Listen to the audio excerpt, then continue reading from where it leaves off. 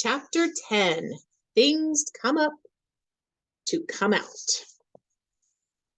Chapter Framework, Old Belief Before in Therapy. I will never be as good as other people. Some people are just better than others, and I am always on the losing end of that comparison.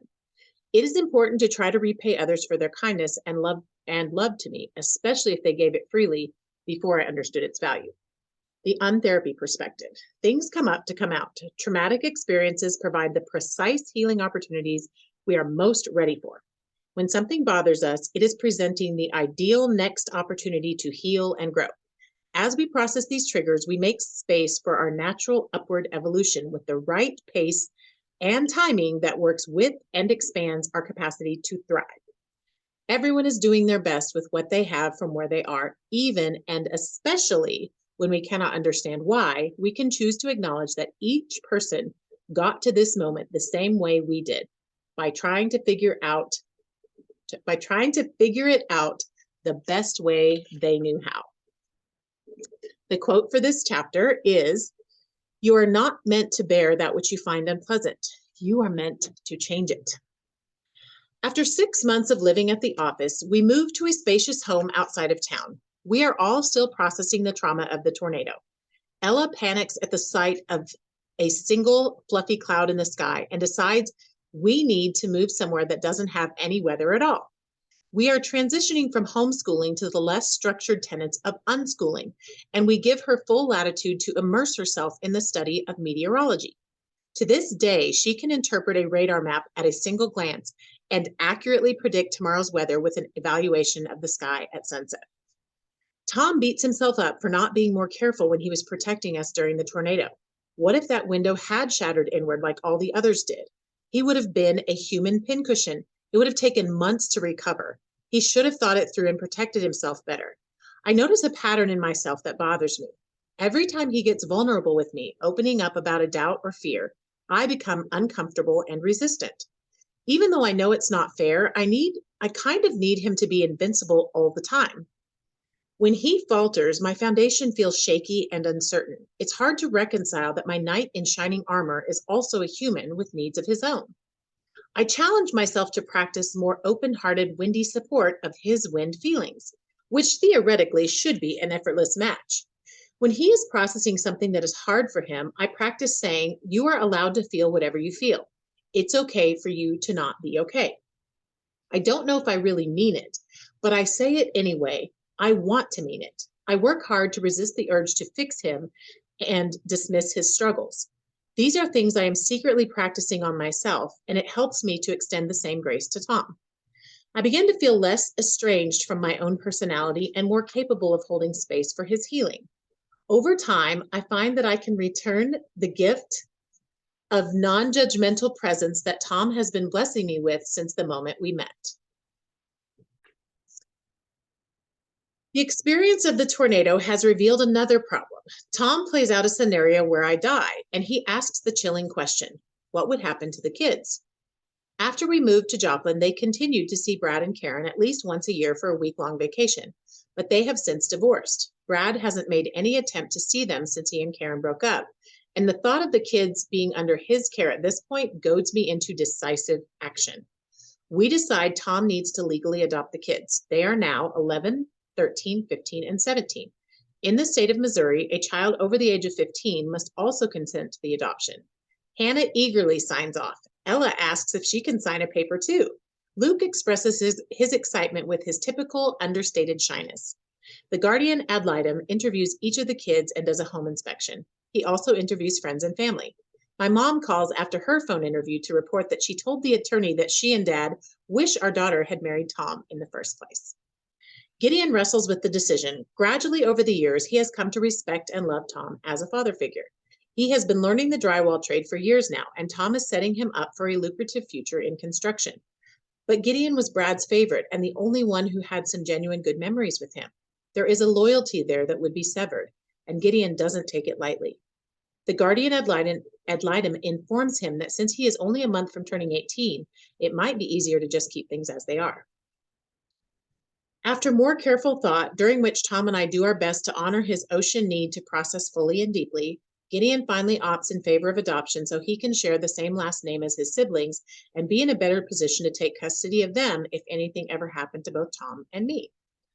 All those early years of caring for his younger siblings continue to influence his priorities.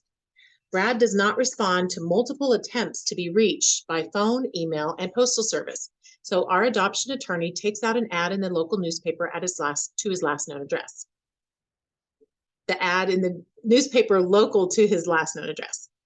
On April 12th, 2012, our entire family officially shares the same last name. Tom's oldest son is no longer their stepbrother, but now their half-brother. Same dad, different mom. Tom jokes that he ordered all his kids after they were potty trained. Since he's already been their acting father for 8 years, there is no change in the household other than the outward legal expression of what already existed in principle.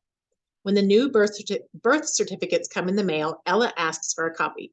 She colors and decorates it with stickers, storing it in a special spot near her bed. Meanwhile, with encouragement from my good friend Amber, who has the requisite professional connections, I go pro with my emerging personality model. I begin training in corporate manufacturing settings, starting with management and moving on to team leads and line workers, the vast majority of whom are men. Tom attends sessions as an observer in the back of the room, and his observations and insight prove invaluable as I develop more comprehensive components. In the men's bathroom during breaks, he overhears them complain about the stupid training they've been forced to attend when they would just rather be doing their job. I hate the idea of teaching people who were paid by someone else to learn, but it's a great training ground for me to hone my skills and program. I also love making money at the one thing I feel like I was born to do. A referral leads to a connection at a local university, where I teach for 3 years as a guest lecturer. We also use my system to train the employees in Tom's construction business, educating them on how to better understand their coworkers, increase communication, and even take the knowledge home to improve their family relationships. On my free weekends, I teach local workshops in the same office where we lived after the tornado. Tom and I work with couples and families, and I start doing individual one-on-one sessions, both in person and online. These individual sessions reveal the significance of trauma in the development of personality. I dig into the study of neuroscience, discovering the concept of neuroplasticity and learning how neurons can be reprogrammed to fire in new, more supportive ways. I learned that most of the foundational programming we carry with us our entire lives are formed by the time we are 5 years old. Without conscious reprogramming, we live our whole lives on autopilot, acting out what felt normal to us when we were small children. I discover Faster EFT, which is a modification of the original emotional freedom technique I resisted as voodoo years earlier during my religious phase. Sessions from multiple practitioners give me the experience of instant healing as I learn the power of releasing my past trauma and programming with gentle finger taps to various acupressure points on my face and chest. This healing shows up in life-altering ways as my capacity to hold space for the emotions of myself and others increases.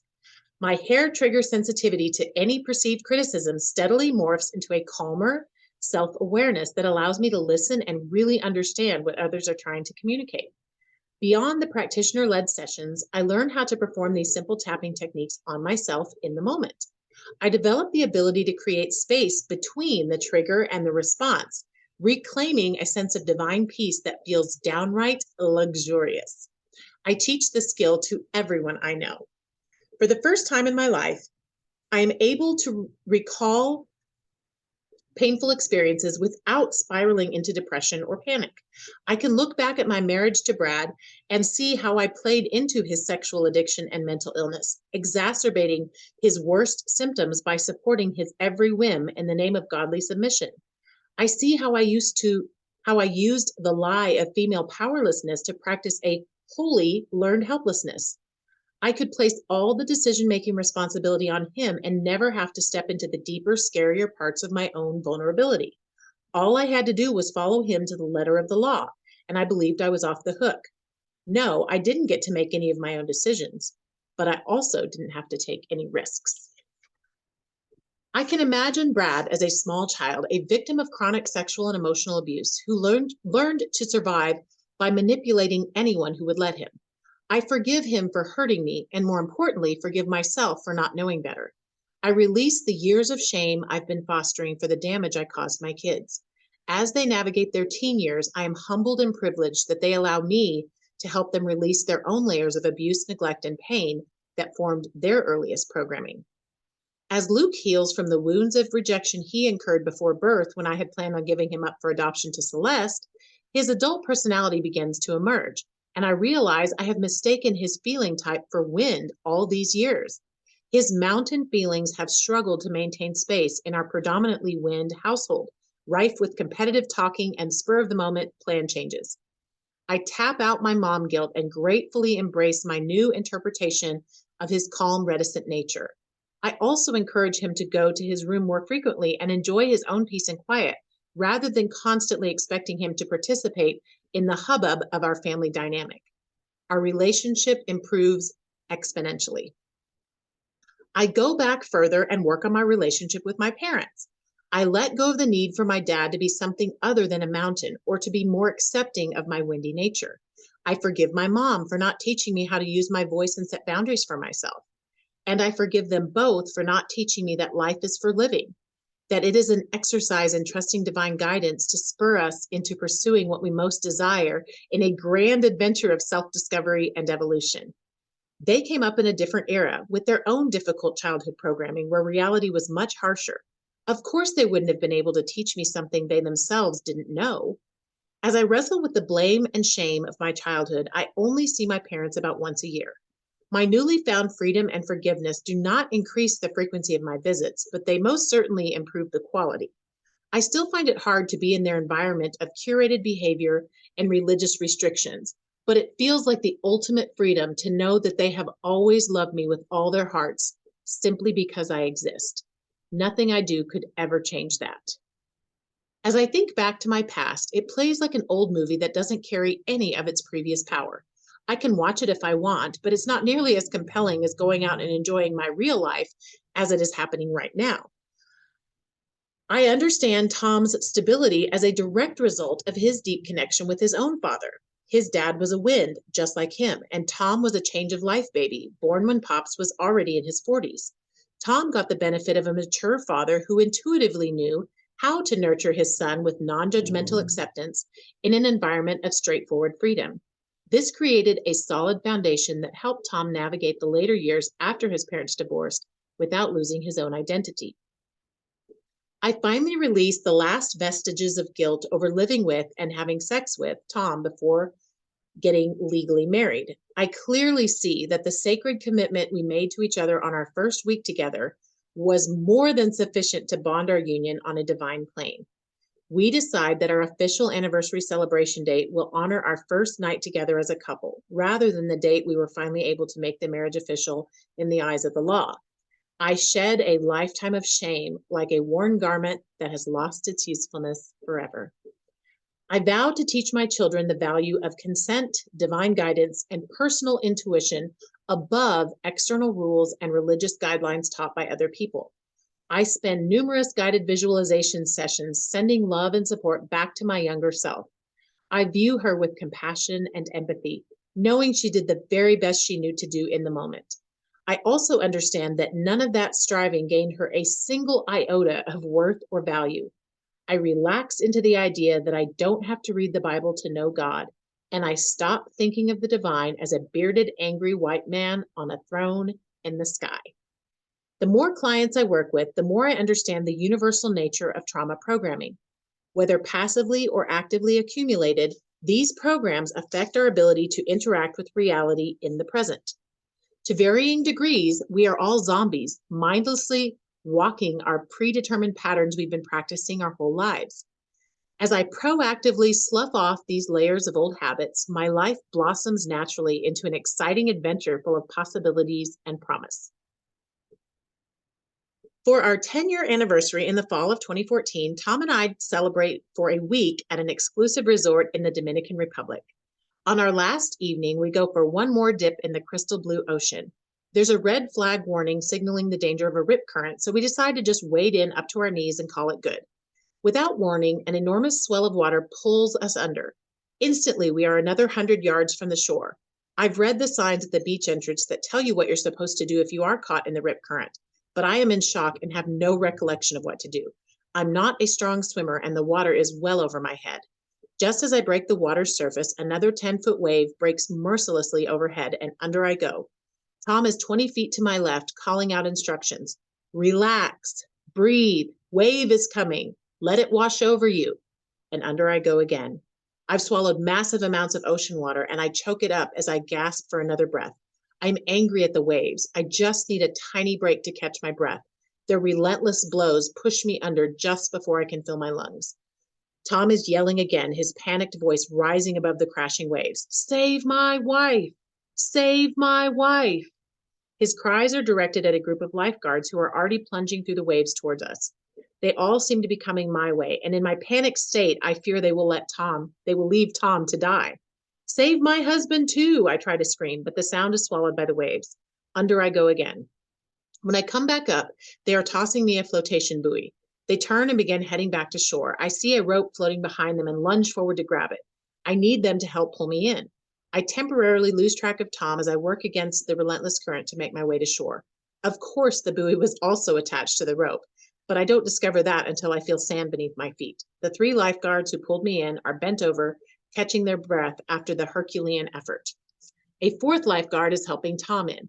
We collapse on our backs in the sand, chests heaving in utter exhaustion. I bore 4 children at home without drugs, and that was a walk in the park compared to almost drowning. A safety supervisor appears and encourages us to go to the hospital. I apologize profusely for the trouble I've already caused. I'm confident that I'm physically fine, but I'm terribly ashamed of causing these brave men such a hard day's work. Tom is talking to the supervisor. We are the 23rd and 24th rescues of the year. Only one did not make it because he was a belligerent drunk who refused help. In a flash of inspiration, I decide that we should get a photo. If we can pose for the picture, they will be assured that we are okay and don't need medical assistance. I gather the lifeguards around us and flash a broad smile while Tom's eyes gaze blankly off into the distance. It is the ultimate awkward family photo. Back in the room, Tom and I pass out on the bed, fully clothed, our legs hanging off the edge down to the floor. The haunting refrain, "Save my wife," rings in my dreams. It takes weeks to work up the courage to ask, "Would you have died out there for me?" He explains that he knew how to swim to safety, but he didn't want to leave me there. And yes, he would die for me if he needed to. No question. I remember how quickly I forgot his whereabouts as soon as the buoy was in my hands. Am I a bad person? Sometimes being married to such an amazing human makes me feel small and inept. There is no way to express this self-deprecating sentiment to Tom. He's even more allergic to my self-flagellation now than in our early days. We are both wins. I have worked through loads of trauma. Why do we still do things so differently? If you've ever felt stuck in your old patterns or thwarted by years of bad habits, the study guide for Chapter 10 was made for you. Download it at theuntherapist.com/Chapter 10 to discover a whole new way to overcome limiting beliefs and naturally evolve into the best version of yourself you never thought you'd be able to achieve. Chapter 11, Dare to Desire. Chapter framework, old belief before Untherapy. I am required to have certain people and circumstances in my life. It is my job to make sure nothing bad happens to those essential components of my life. I cannot survive without external validation. I owe an unending debt of gratitude to those who have chosen to be in relationship with me, and I must subvert my desires in order to repay my debt. I am not allowed to have what I most desire until everyone around me has what they want. My desires are less important. There are only 2 options, my own happiness or the happiness of those I love. Processing difficult emotions and releasing trauma must be torturous and dramatic. Fear is the most effective way to keep myself obedient to what is right. The Untherapy perspective. Fear is a tool that faithfully brings to our awareness the next thing we are ready to release. Because we are wired for healing and growth, we can find gentle protocols that allow us to release trauma and reprogram our minds with ease and grace. We always have more options than we realize. We are each responsible for our own boundaries and for the effective communication of those boundaries. We do not owe anything to anyone, other than to take 100% responsibility for our own thoughts, feelings, and desires. Even when we are failing miserably, we cannot help but continue to learn and mature. And the quote for this chapter is, "These dreams ain't all that they seem. I know that they could hurt me, so won't you hold my hand if they come true?" And that's by Maddie Poppy. Song lyrics. Foreshadowing. As I continue to train and teach, my model of human behavior takes shape. I start calling my system Untherapy and myself the Untherapist. I am not anti-therapy, but I have personally experienced the limitations of conventional talk therapy. I know all too well that our conscious growth is limited by our subconscious programming. Without shedding the requisite layers of contradictory information, we can talk around the same mountain to infinity and never take a single step forward. I am working on a model that will help people determine what they need, when they need outside help, and what modality and practitioner will work best for them. In addition, I am creating a way for clients to help themselves in those critical trigger moments when they need it most, which is rarely at a scheduled appointment. I am still looking for an explanation that addresses how two people with the same feeling type, such as Tom and me, both wins, can have such a fundamentally different approach to life. Then I discovered Gretchen Rubin's 4 tendencies. She developed this construct to explain the different ways people handle expectations. As I work with clients using her categories, I adapt her framework to my own Untherapy system. I began to use her 4 tendencies to explain the different models we naturally use to organize our thoughts. I finally found the missing piece of my human behavior puzzle. From my work with trauma and programming, I already know that we create the reality of our lives from a place of conscious thought located in our prefrontal cortex, which I call our creative genius. Now I know why two people with the same feeling type can go about doing this in such a different way. It is because they think in completely different ways. Each of us has one of 4 possible thought models, which we use to automatically select, organize, and prioritize our conscious thoughts. We have only one type, and it is optimized from birth to give us the best way of thinking for our unique needs and desires. The 4 types are rebel, upholder, questioner, and obliger. Rebels organize their thoughts like clouds in an infinite sky, which is to say, they don't really organize them at all. They pick and choose, grab and go with whatever thought cloud catches their fancy in the moment. Sometimes they let go of an existing cloud, even if it's working great, just to explore other options. And if they see you removing one of their clouds from their field of potentiality, that is definitely the very cloud they were about to select. Tom's mysterious mind is finally revealed. As a rebel, it's not that he has a rebellious nature per se, but more so that he defies control and restriction in all its forms, for himself and for others. He wants unlimited access to his thought clouds without the inhibiting force of external or internal rules and regulations. His wind energy complements this free flow of ideas beautifully, creating the quintessential young at heart and in the moment mentality that endures despite his age and life experience. Upholders are the opposite. Their thoughts are organized like boxes. They are the collectors of rules and regulations, using whichever ones will lend structure to their personally prioritized orderly rows and stacks of rigid structured thought. My dad is an upholder. His seemingly inexhaustible ability to hold a course and abide by a set of internally chosen directives finally has an explanation. Coupled with his mountain feeling type, Dad is the perfect model of set in stone. I now understand his ability to faithfully keep a personal journal practice for his entire adult life without ever skipping a day. His exercise regimen, the nightly Bible studies, and his chosen profession of research scientist all align with his unique combination of feeling type and thought model to create a man who religiously upholds the principles and parameters that make sense to him. Conversely, questioners organize their thoughts like solving a puzzle. Their infinite capacity to ask questions and seek answers lends itself to thorough research, which, if overplayed, quickly devolves into obsessive rumination and analysis paralysis. When faced with a personally compelling issue, they instinctively search for all the necessary pieces to the puzzle and put them together in a way that seems to naturally click and provide the clarity and resolution they innately seek. Gideon and Ella are both questioners. They share an aptitude for research and a compulsion for problem solving, but Gideon's ocean feeling type creates a more methodical and cyclical result, whereas Ella's windy feeling type lends a lighter flow and less intensity to her process. Finally, obligers organize their thoughts to achieve a 5-star review. Their minds are optimized to consider how their actions affect the end result for others.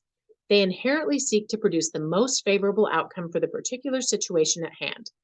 As with the other thought models, they are creating an internal reference point, so it must be more than just the feedback offered by external sources.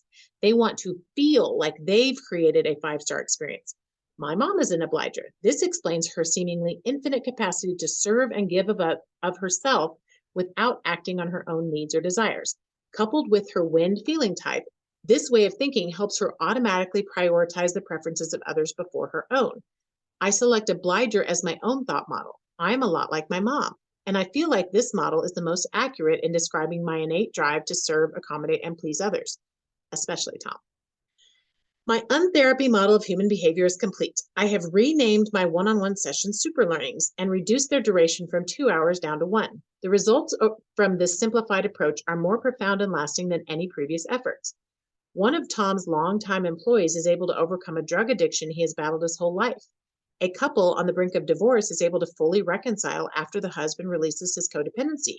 A client who was raped as a teen stops having night terrors and repairs her relationship with her husband. I have hundreds of stories like this. I imagine the transformation Brad could have experienced if he had access to this kind of help. As the kids grow up and move out, I see an opportunity to make a full-time career out of my untherapy practice. I still help Tom in the drywall and paint contracting business, and I enjoy the paperwork and bookkeeping side of things, but the daily grind of slinging paint has completely lost its appeal. I am eager to move on to the next chapter of my life. Tom runs his business like a good wind rebel. His excellent navigation skills and penchant for what I call people building has grown into a thriving business with an average of 20 loyal, hardworking employees at any given time. Gideon stays in the construction industry, but takes his skills to another company with more structure that provides a better fit for his ocean questioner personality. For the time being, Hannah and Luke continue to work in the family business, which provides them a steady source of income until they land on something that aligns with a deeper passion. Ella, who is the only kid still living at home, partners with Tom and starts running the paint phase of new construction by herself shortly before she turns 19. Our biggest challenge is finding good employees who want to learn the trade. Years of social pressure to get a college degree over learning a trade have resulted in a massive deficit in the labor pool. As I continue to work full-time, my patience wears thin. I've cut back on super learning sessions and no longer have time for weekend workshops. I begin to criticize Tom's decisions and management of the company. I feel trapped and stymied. He insists that it is holistic. We are in all of this together. And if we try to separate it, everything will suffer. I am part of the construction business. He is part of Untherapy. It's all a matter of pace and timing, he assures me. But I'm sick of doing a job I don't like when the career I want is dangling just past the end of my fingertips. Am I going to have to wait until everyone else gets what they want before I can have what I want? I don't say it out loud, but I realize with an old, familiar, sinking heart that maybe I'm just supposed to help everyone else. Maybe there's not enough left over at the end for me to get what I really want. On a sunny morning in early October of 2019, I am driving to a remodel job in a town about an hour away. As usual, I'm on the phone with Tom, using the drive time to go over the schedule and strategy for the next couple of days' worth of work. He lets me know about an extra project that needs to be squeezed in before we start the next big house. In that instant, something deep inside me snaps. I feel the color drain out of my face. My vision narrows and I grip the wheel tightly with both hands, straining to stay between the lines on the highway. Before I realize what I'm saying, I've begun a full-blown diatribe against Tom and this business. Years of serving and waiting, helping and assisting, delaying my own desires in favor of others, spur me on like a million screaming demons. The other end of the phone goes silent while Tom lets me finish. We talk about it here and there over the next few days with no progress. He can't understand what has happened, and I can't make myself care. Over the coming weeks, I remain in a state of almost constant trigger, completely oblivious to how I am acting. I have somehow crossed an invisible threshold. None of the old ways I'm supposed to care about seem to work anymore. I am angry but with no target. I blame Tom, but mostly out of convenience. Intuitively, I know that it's not his fault, and yet I want it to be. By Thanksgiving Day, we are at an impasse. I decide to go to work just to be away from him and everyone. I know there won't be any crews on the job site, so it will give me some privacy to sort myself out. Tom calls in the late afternoon to check on me. We argue, and he suggests that I seek outside help. I hang up, utterly defeated. I've never felt like a bigger fraud in my life. I've come so far. I think back to the best days I ever had with Brad, and they were still far worse than even this present moment. Why can't I just suck it up and be grateful for what I do have? In that moment, with Tom's suggestion to get outside help still ringing in my head, I make the bravest decision of my life. It is Thanksgiving Day. There's not a single person I could call for help right now. I grab a pen and paper and head to the master bathroom where the jacuzzi tub is masked off with plastic to protect it from paint.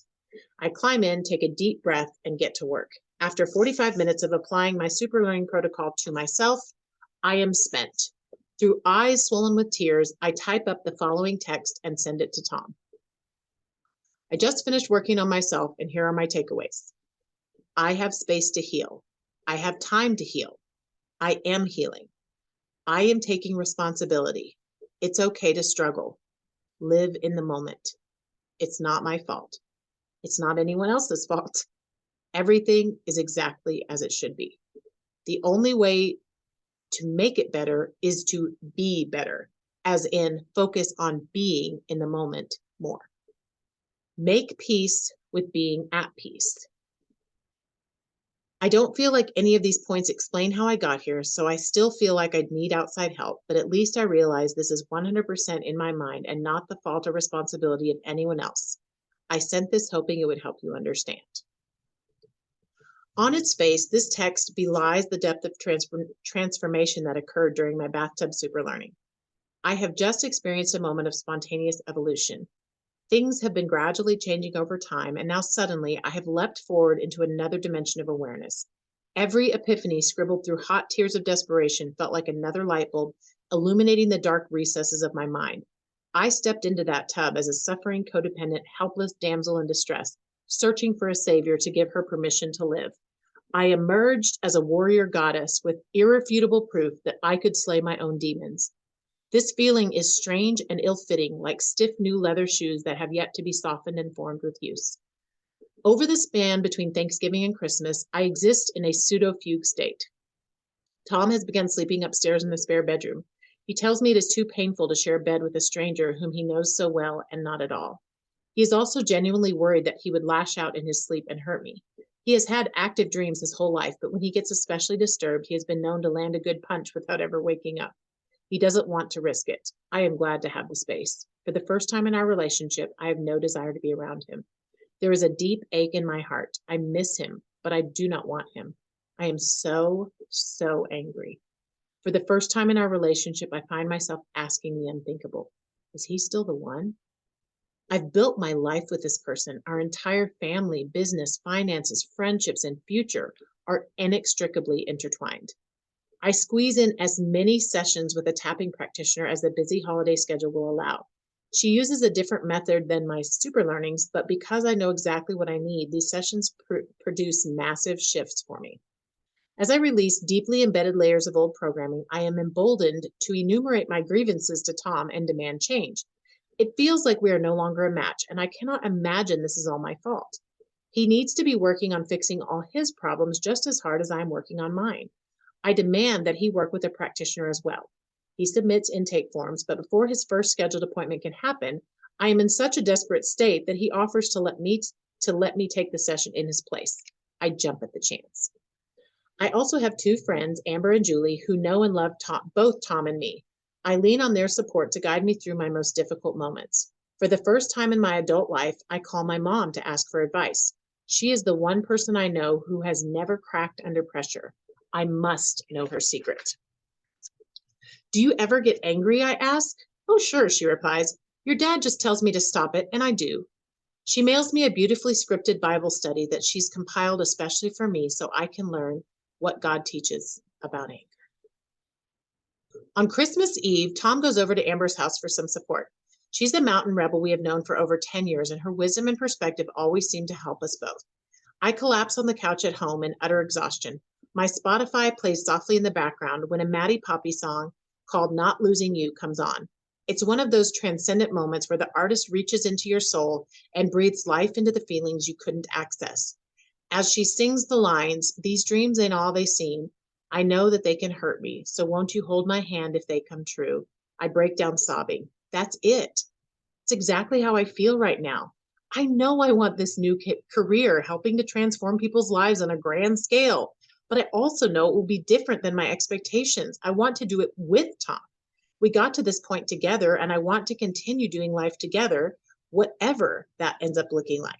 As soon as the song is over, I text the link to Tom. 4 minutes later, Amber calls. She excitedly facilitates an exchange of goodwill between Tom and me. It's like we don't know how to express ourselves directly anymore. She has to put the words in our mouths for us and then coach us to repeat after her. Tell him that you want this to work, she encourages me. Tell her what you said to me about missing her, she says to Tom. Christmas Day, once festivities are done, I invite Tom to go for a drive with me. We have mostly been avoiding each other. Any time we spend together alone is rare and strained, but he agrees to go anyway. We make small talk about work and the kids. As we pull back up to the house, I pause before turning off the engine. You know this is hard for me too, right? I ask. I don't know anything about you anymore, comes his dejected reply.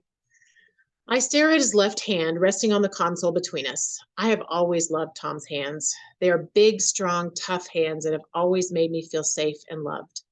A stirring deep in my gut kind of a little bit wants to hold that hand. I pause for a few beats and decide to go for it. The moment of contact startles him and he draws away. Can I hold your hand for a minute? I quickly plead. Sure, he concedes with a shrug. He relaxes and intertwines his fingers in mine. He stares out the front windshield. I look at his face for what feels like the first time in years. I see the deepened stress lines on his forehead and around his eyes. Have I made this whole thing up? Is it too big to overcome? I stare at his lips for a long moment. Can I kiss you? I whisper. We make out in the front seat of my car like awkward teenagers for a few minutes. Once we get inside the house, I lead him to my bedroom, our bedroom. I lie back on the bed as I have so many times over our past 15 years together. It feels at once so familiar, yet so foreign. He crawls up beside me and pauses long enough for me to glance down, checking if he's okay. His eyes search mine for a long moment before he asks, Can I touch you? Yes, I respond with renewed faith. I want you to. If you've ever been too scared to go for what you really want because you might upset those you love, I challenge you to take a first step toward personal revelation by downloading the study guide for Chapter 11, which can be found at theuntherapist.com/Chapter 11. This guide will help you figure out how to help yourself, how to know when it's time to get outside help, and also how to know if the practitioner you choose is the right match for your specific needs. Chapter 12, The Untherapy Way. Chapter framework, old belief before untherapy. I must be careful. It is not safe to expose who I really am to others. Vulnerability is dangerous. When people find out who I really am, they will reject me, and it will hurt even more than if I had protected myself. I am never good enough to fully trust that I'll be able to survive whatever comes my way. The untherapy perspective. We are co-creators of our reality together with one another and the divine. We get to decide how much we enjoy our lives. Life is naturally self-correcting. We can afford to take big risks because the divine is even bigger and is always rigging the odds in our favor. Intentionally practicing public vulnerability creates the safest environment in which to grow and evolve. Becoming woundable actually creates the best chance to live a fully embodied life that expresses our true purpose and passion. Every experience is redeemable. Life is about learning. Every misstep or failure has inherent lessons that are useful for our continued advancement. We cannot help but succeed. And the quote for this chapter says, life is fun, nothing is sacred, and God is always changing. Luke Jasinski. That's my kid. Within a matter of days, the awakening, as I have named the events of the past 3 months, has begun to solidify within me. Slowly, carefully, Tom and I navigate the landmine of harsh words, hurt feelings, and misunderstandings that litter every inch of the path we tread. Tom moves back into our bedroom. We once again spend our nights wrapped in each other's arms, and still do to this day. As the passage of days puts distance between the pain of those months of separation and the reconstruction of the present, I notice how different Tom is. All the frustration I had before seemed to resolve. I feel good about helping Tom with the painting business, and he works hard to make time for me to work on untherapy. When something bothers me, I don't hesitate to talk about it. I seem incapable of avoiding hard conversations, and the thought of stuffing my emotions down makes me want to throw up. When we get stuck, we stop what we are doing and work it out. We have our first yelling fight. Tom mistakes my smirk for dismissive hubris. I scream back at the top of my lungs, "I'm not laughing at you. I'm making this face because I'm scared." He kicks the kitchen cabinet as hard as he can and yells back, "I'm scared too. I love you and I hate this, but I don't know how to talk to you right now." We both learn to say, "I need you to stop talking and really listen to me." And also, "I am really trying to listen to you right now." After we are calmed down, we talk about what we learned and correct each other's misunderstandings. Oftentimes, it feels like we are two little kids just discovering how to use our words. And just like little kids, we end these conversations by hugging it out. I am able to let Tom be his own person who sometimes makes no sense to me at all. And I still want to be around him, even when I am triggered. Even when I am triggered, I find that I am able to access a place of divine connection that allows me the time and space to decide how to respond. My higher self can hover above my struggling humanity and advise or support without getting lost in the scuffle. In January of 2020, we celebrate our 15-year anniversary back in the Dominican Republic, being careful to avoid swimming in the ocean under red flag conditions. We treat it like an overdue honeymoon, spending the majority of our time testing out the mattress in our luxury suite. Upon returning home, I develop a sudden onset of severe gastric distress. I have trouble eating and learn to stay in close proximity to a bathroom at all times.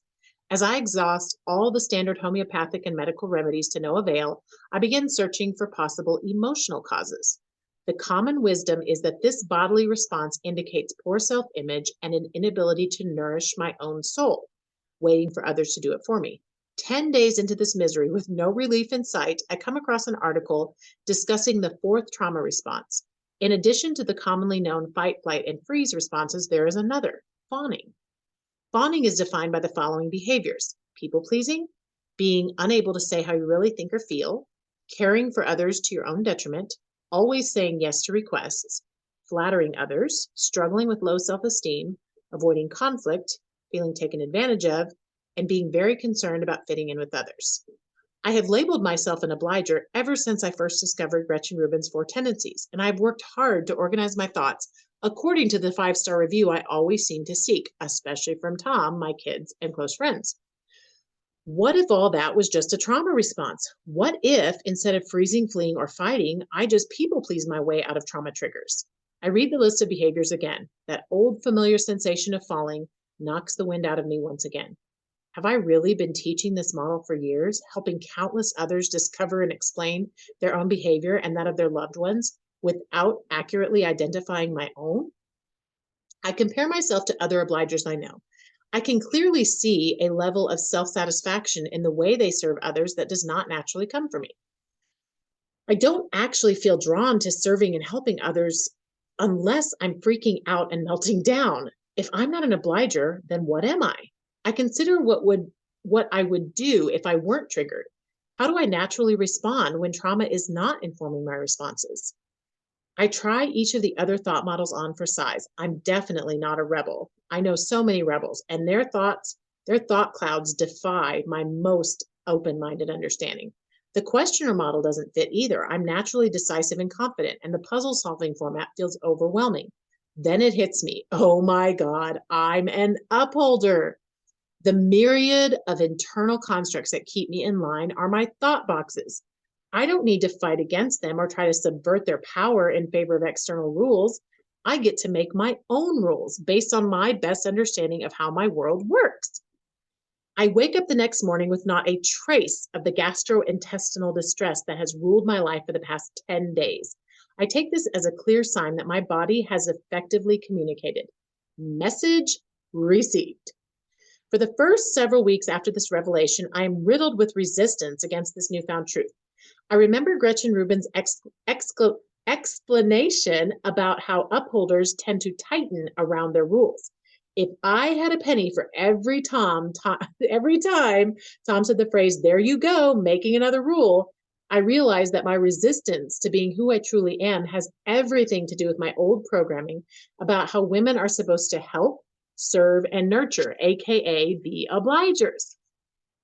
Accepting what I really am over the idea of what I should be requires a major shift in consciousness. By now, I have come to trust divine timing, believing that things come up at just the right time because they are ready to come out. Moving forward, I am now able to notice whenever I feel compelled to oblige a person or situation that is actually a fawning trauma response. I can ask myself what is coming up so I can release it rather than defend it. Armed with this new insight, I go back and reevaluate the breakdown I experienced with Tom. In those 3 months of misery, it was as if the final vestiges of my old broken self all gathered forces in one giant attack on my self-concept. As an upholder, I now understand why I fought so hard to maintain the rules and regulations that helped me survive my childhood and first marriage. For 30 years, one way of doing things worked. Do what you're told, follow their rules, and trust that you'll be taken care of. Ever since Tom and I got together, I have been on a steady march toward healing, freedom, and a way of life where I consent to and take responsibility for everything that happens to me. I do not owe anything to anyone, and I suddenly find a seemingly infinite ability to extend unconditional love to others. I enjoy embracing my newfound continuity. Boundaries are suddenly easy to enforce. I naturally become a master at identifying people and situations that are a match for me. For instance, right around this time, a close friend experiences a major life crisis and lashes out at me in the process. I am able to recognize that we are no longer a match and grieve the loss without the typical codependent yearnings for restoration. I become acutely aware of the voice in my head, my own personal creative genius that is controlled and manipulated by me alone. I recognize how I have used my voice as a fear tactic to keep myself in line, even applying the sound of Tom's voice to add authority. For instance, whenever Tom would walk into a room where I was sitting and relaxing, I would imagine him angrily snapping, "Why aren't you doing something productive?" I realize he has never once actually said those words or acted this way. But my creative genius, supported by years of supportive supercomputer programming, has kept this ongoing dialogue close at hand to make sure I never relaxed or forgot my place. The profound realization that I get to pick the story I tell in my own head is a total game changer. When I'm afraid, I admit it. When I'm triggered, I own it and work on releasing whatever came up so it can heal. When I'm scared, I give myself a reality check. When I'm confused, I ask for clarification. If Tom, or anyone for that matter, does something I don't like or don't understand, I use my words to get more information before I decide what is actually happening. I practice tuning into the feeling of internal expansion that occurs when I trust the still small voice inside that prompts me to move toward one thing and away from another. I learned that this voice never forces, controls, or bullies me. It always comforts, encourages, protects, and challenges me. Listening to these inner promptings takes a new, deeper level of patience, trust, and vulnerability. Whenever I follow this guidance, I feel emotionally exposed, like a child who forgot to put their pants on before showing up to class. But the rewards are addicting. I feel fully alive and in possession of my personhood. This is my jam. To develop this emotional muscle, I start what I call a public vulnerability practice. I set a daily intention to do at least one thing that exposes my soft underside to someone outside of me. Some days this means having a hard conversation with Tom about something that scares me. For instance, when I trigger, I tend to become verbally aggressive. After I've been sharp, I go back and apologize, talking it out to figure out a better approach for next time. Other times, my public vulnerability practice looks like a Facebook Live video on my Untherapist page, where I share something that makes me nervous to talk about. I lean into discomfort whenever it calls me deeper into self-discovery. I don't always get it right, but I always learn something compelling, and I never regret the effort. The braver I act, the more courageous I become. Feeling happy, relaxed, and optimistic becomes my normal setting. When I am gripped with fear, anxiety, or depression, I learn to notice what is coming up and even look forward to the process of releasing it to make space for more healing. My capacity to inhabit the present moment expands exponentially. For the first time in our marriage, I start looking for excuses to be carefree and silly with Tom, just because it feels good and I can. Our compatibility is undeniable, and our love at long last feels effortless. As the year 2020 progresses, rife with pandemic fears, racial tensions, and political upheaval, We experience an ever-deepening connection that draws us closer together. Is he still the one? The question no longer scares me. Yes, Tom is the perfect match for me. He's walking through the room right now. The irony is, I wasn't able to really know this in my bones until I uncovered a far greater truth. Is he still the one is actually the wrong question. My quest to answer it drew me into a deeper awareness of my own power and selfhood. The real question is, am I brave enough to choose to be my own one? Will I continue step by step to choose those paths, relationships, and challenges that transform me into the fullness of who I really am? Am I going to choose to be brave enough to lean into the not knowing?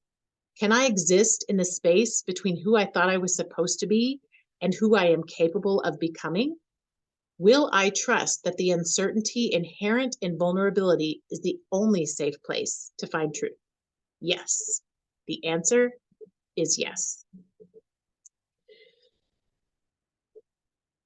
If you love the ideas this chapter presents about living a life that creates amazing opportunities for happiness and fulfillment on purpose, I would like to invite you to join the Untherapy Academy. We are a unique, distraction-free community that is focused on simplifying our relationships so we can enjoy life. And I am actually not going to read the appendix or the additional information about how to find the Untherapy Academy because it has evolved so much in the last few years as we've been running the Academy. And so if you are listening to this through the Academy, you're already there. If you are listening to it another way, you can find the Academy and get all the updated stuff there. Thank you so much for listening.